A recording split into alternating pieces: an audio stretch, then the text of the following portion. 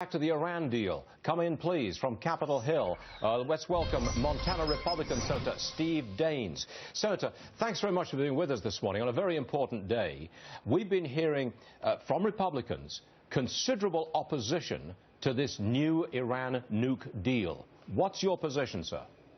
Well, I'm not convinced this deal is going to stop Iran from getting a nuclear weapon. I think it's quite telling to look at the reaction of the world today. The Iranians are dancing in the streets, and the Israelis are running for cover. Prime Minister Netanyahu calls it an historic mistake. Saudi Arabian officials are calling it a charade. Contrast that to Putin, who's saying it's a great sigh of relief. And you look at President Assad of Syria, in fact, who said this is a great victory.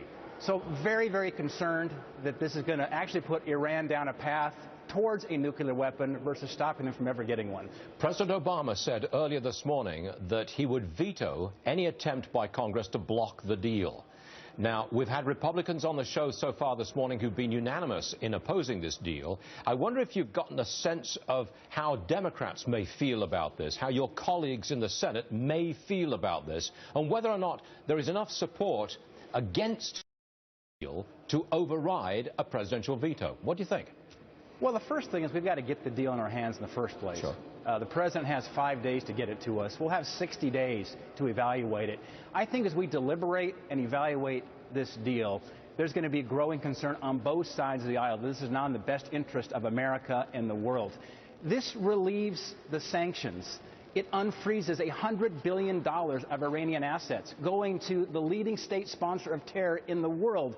Additionally, relieving those sanctions allows them to produce up to 800,000 barrels of oil a day. You do the quick math, Stuart, that's $150 billion of revenues at $50 a barrel going to Iran over the next 10 years, again, to the leading state sponsor of terror in the world.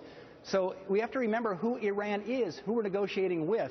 They are not a friend and ally of the U.S. Our true friend and ally of the U.S. is Israel, and you saw Bibi's response calling it a historic mistake. Senator, what a pleasure. Thanks for joining us this morning on a very busy day. We appreciate it, sir. Thank you. Thank you. Sir.